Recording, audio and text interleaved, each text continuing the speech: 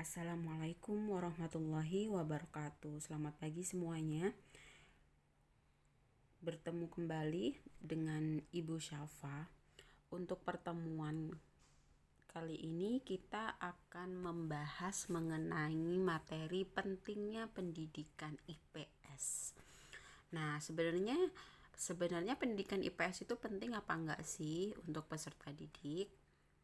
Sebelumnya kita akan membahas mengenai pembelajaran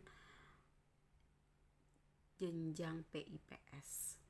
Untuk di jenjang SD, untuk tingkat sekolah dasar atau SD, ini intinya merupakan perpaduan antara geografi dan sejarah. Biasanya untuk pendidikan IPS di jenjang SD ini secara umum yang diajarkan sebenarnya hanya merupakan perpaduan antara geografi dan sejarah saja. Untuk tingkat atau jenjang SMP, untuk SMP ini merupakan lanjutan dari tingkat SD, di mana intinya yang diajarkan ini merupakan perpaduan antara geografi, sejarah, dan juga ekonomi koperasi yang diajarkan. Itu. Untuk yang selanjutnya di jenjang SMA, untuk sekolah menengah atas atau SMA, ini merupakan perpaduan antara geografi, sejarah, ekonomi koperasi, dan juga ada satu tambahan lagi yakni sosiologi gitu. Untuk yang di SMP itu hanya ada 3 perpaduan, ada geografi, ada sejarah, serta ekonomi koperasi. Kalau di jenjang SMA itu ada lagi yakni ada sosiologi itu. Untuk jenjang perguruan tinggi itu dikenal dengan ilmu sosial biasanya, di mana cakupannya itu memperdalam kajian ilmu-ilmu sosial. Itu yang membedakan pembelajaran PIPS di semua jenjang pendidikan, baik dari jenjang SD, SMP, sekolah menengah pertama, SMA, dan juga di jenjang perguruan tinggi. Sebenarnya semuanya diajarkan, cuma sesuai dengan porsinya masing-masing. Nah, untuk selanjutnya di sini pembelajaran PIPS itu sendiri itu dilakukan secara bertahap dan berkesinambungan. Itu jelas ya, seperti yang dijelaskan di slide sebelumnya bahwa di setiap jenjang pendidikan itu pasti akan diajarkan pembelajaran PIPS itu sendiri, tapi hanya disesuaikan dengan kebutuhan dan juga tingkat usia peserta didik masing-masing. Jangan sampai yang seharusnya diajarkan di SMP itu malah diajarkan di SD, karena tingkat perkembangan setiap siswa di setiap jenjang pendidikan itu pasti akan berbeda-beda. Misalnya masyarakat yang menjadi objek formal pembelajaran dimulai dari keluarga, para tetangga, kampung desa, kecamatan, kabupaten, provinsi, dan juga seterusnya. Itu bisa dijadikan satu objek pembelajaran dalam pembelajaran PIPS itu sendiri. Itu. Yang selanjutnya ada objek material. Ini meliputi aspek-aspek kehidupan sosial ekonomi, budaya, sejarah, geografi, politik, tata negara, dan lainnya. Ini juga bisa diajarkan pada peserta didik. Itu gimana misalnya praktek jual beli, gimana misalnya proses pembentukan harga, faktor-faktor yang mempengaruhi permintaan dan penawaran misalnya. Itu yang berikutnya ada penentuan bobot, luas, dan kedalaman materi. Aspek-aspek tersebut itu secara bertahap disesuaikan dengan perkembangan sikap dan kemampuan peserta didik. Nah, ini yang Bu Safa maksudkan. Setiap peserta didik itu pasti mempunyai perkembangan yang berbeda-beda sesuai dengan umurnya. Kita tidak bisa memaksakan peserta didik untuk belajar di luar batas kemampuannya. Nah, ini proses belajar mengajar. Dimana kalau proses belajar mengajar di sini yang biasa kita kenal dengan PBM, kalau proses pembelajaran itu menggabungkan dua konsep, belajar yang dilakukan oleh siswa dan mengajar yang dilakukan oleh instruktur atau guru itu. Nah, di dalam proses belajar mengajar di sini, ini sebenarnya ada input. Input di sini adalah masukan, di mana biasanya yang dikenal dengan internal yang mempengaruhi proses belajar mengajar itu sendiri.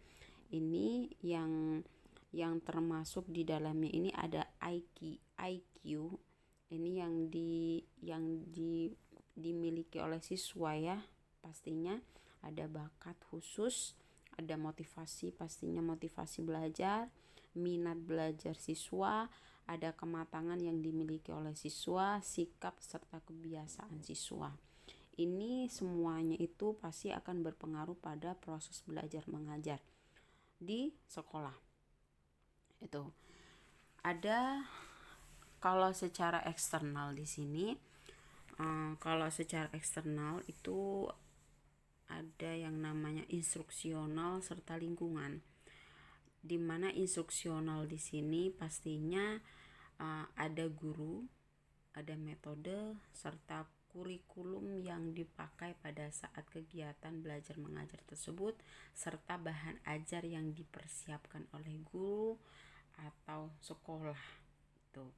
Ini sebenarnya hal-hal yang bersifat instruksional di sini juga pasti akan mempengaruhi proses belajar mengajar itu sendiri. Ada juga lingkungan, ini lingkungan fisik, ada lingkungan sosial dan juga lingkungan kultur. Itu juga pasti akan sangat berpengaruh pada proses belajar mengajar itu sendiri ya.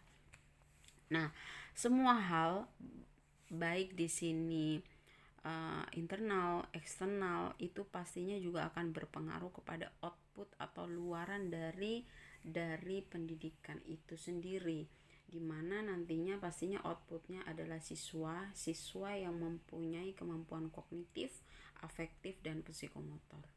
Nah, ini sebenarnya gimana caranya kita bisa mencetak luaran yang memenuhi harapan dan kebutuhan masyarakat.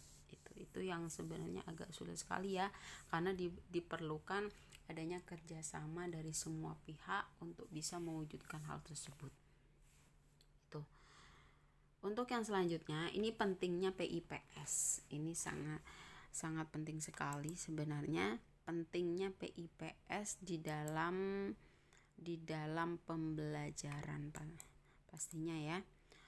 Untuk PIPS itu sendiri, ini pentingnya PIPS itu dilihat dari 3 ranah ya. Ada kognitif, dimana seperti yang kita ketahui, kalau kognitif adalah persoalan yang menyangkut kemampuan untuk mengembangkan kemampuan rasional atau akal sehat manusia, di dalam hal ini siswa itu ya. Nah, kalau kognitif ini berarti persoalan yang menyangkut satu ranah dalam taksonomi pendidikan atau potensi intelektual yang biasa kita kenal, di mana untuk kognitif ini menekankan pada aspek kemampuan perilaku yang diwujudkan dengan cara kemampuan merespon terhadap stimulus yang datang kepada dirinya. Gimana siswa ini bisa merespon stimulus atau rangsangan-rangsangan yang diberikan kepada dirinya. Itu kemampuan kognitif. Untuk selanjutnya, untuk ranah afektif, kalau afektif kita bisa melihat itu yang terkait dengan sikap dan nilainya. Sikap dan nilai yang dimiliki. Ini mencakup ada watak, perilaku seperti perasaan, ada minat juga, sikap, emosi, dan nilai. Itu untuk ranah kognitif itu terdapat 5 jenjang di sini, di mana yang pertama adalah menerima atau memperhatikan, menerima setiap stimulus yang diberikan, atau juga memperhatikan, selanjutnya bisa merespon atau menanggapi atau bisa berpartisipasi aktif di dalam kegiatan belajar mengajar, bisa menilai dan menghargai, misalnya di dalam proses diskusi bisa menghargai pendapat teman, misalnya bisa menilai informasi yang diberikan kepadanya itu baik atau tidak. Itu organization ini dalam hal mengatur atau mengkoordinasikan, ini bisa mengatur gimana caranya dia juga bisa berperan sebagai subjek belajar di dalamnya, bukan hanya sebagai objek.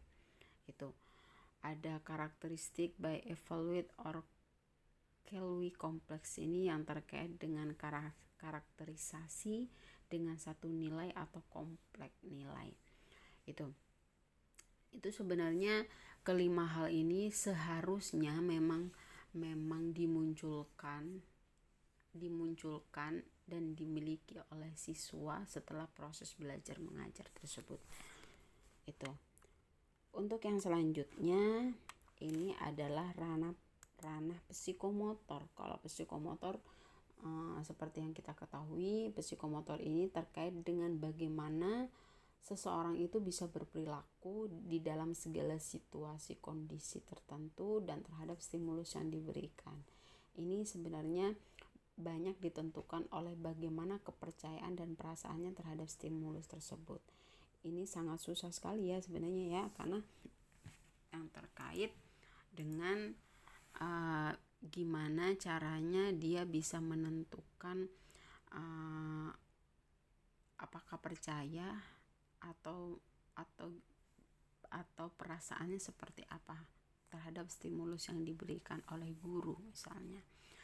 Ya, bisa dicontohkan di sini misalnya kalau dari sisi kognitifnya, ini misalnya seseorang itu bisa menilai cantik atau tidak cantik misalnya.